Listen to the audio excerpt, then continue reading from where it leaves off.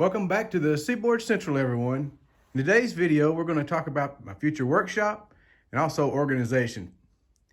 As you can see here, this is the beginning of the workshop. I have some more things to bring in, including more tools. One great thing about this particular workshop versus the old one is that this one has a sink. This sink will allow me to clean my paintbrushes and everything else that goes along with making a model railroad.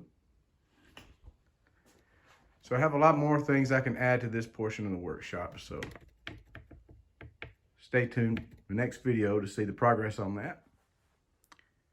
Here you can see I've already started organizing all my boxes for my trains, including structures and detailed parts. I've added shelving on the walls to store more things like paint and items that are going to be needed. Here's where my desk is, where I'll be working on my models.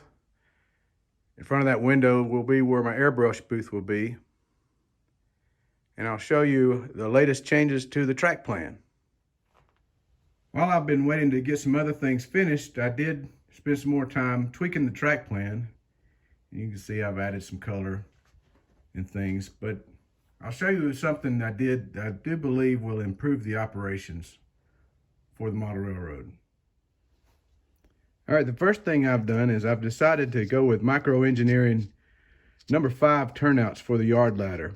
And this will lengthen some of these tracks, and it will allow me to get a lot more in this area. This particular part of the bench work is 32 inches wide, and I found out that's the maximum width that's really feasible. You get wider than 32 inches and it's really hard to reach back here in the back.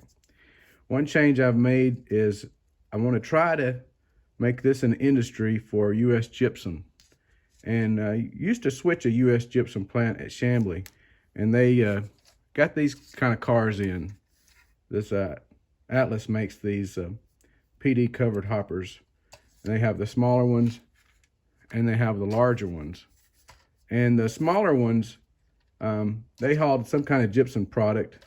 And the cool thing about the larger ones is it was some kind of volcano ash that went into making the product. And this is the product they made, all-purpose joint compound.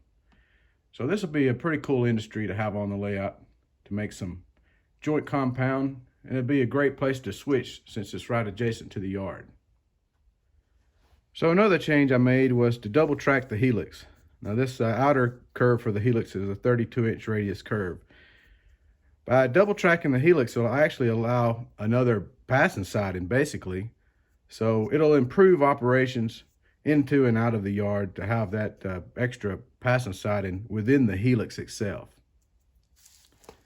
And then finally, the last change I made was to have a duck under at 54 inches. I really didn't want to do a duck under, but I figured if I'm going to have one, I might as well do one that's fairly high, be easy to duck under.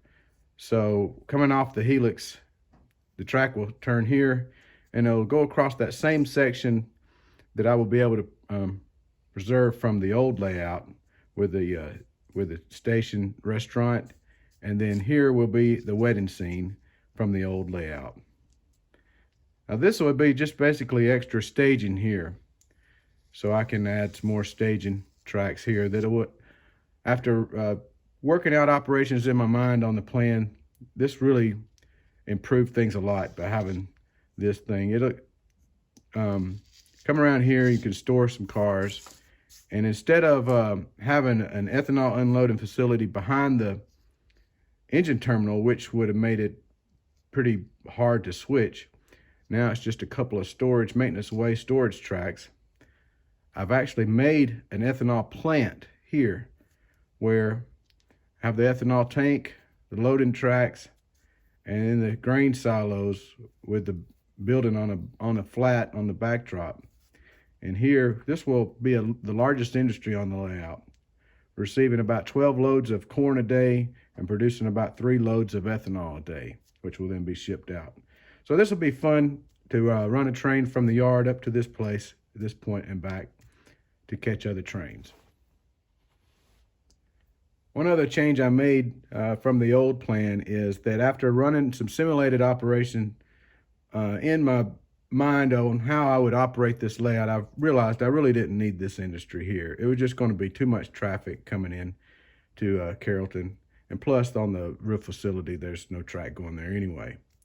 I did make some changes here, and now this is going to be another industry that is on the prototype, not in at this location, but will receive plastic pellet hoppers, and then this Dixie converting will just receive boxcars. So other than that, this is the changes I've made to the track plan. I hope you like it. Before I go, I'll show you one last thing. I'm going to use this part of the old layout as a base underneath the yard section, because this gives me additional storage. And here you can see I've already started removing the layout. I'm going to try to salvage as much microengineering track as I can, since microengineering track is very hard to come by right now. So it's going to take a lot of work, but I'll see what I can do about salvaging some track. So I hope you've enjoyed this short update for the Seaboard Central. Hopefully I'll have something else in a couple of weeks to show you guys. So thanks for tuning in. And if you're not a subscriber, I invite you to join. Hit that like button if you enjoyed the video, and I'll see you next time.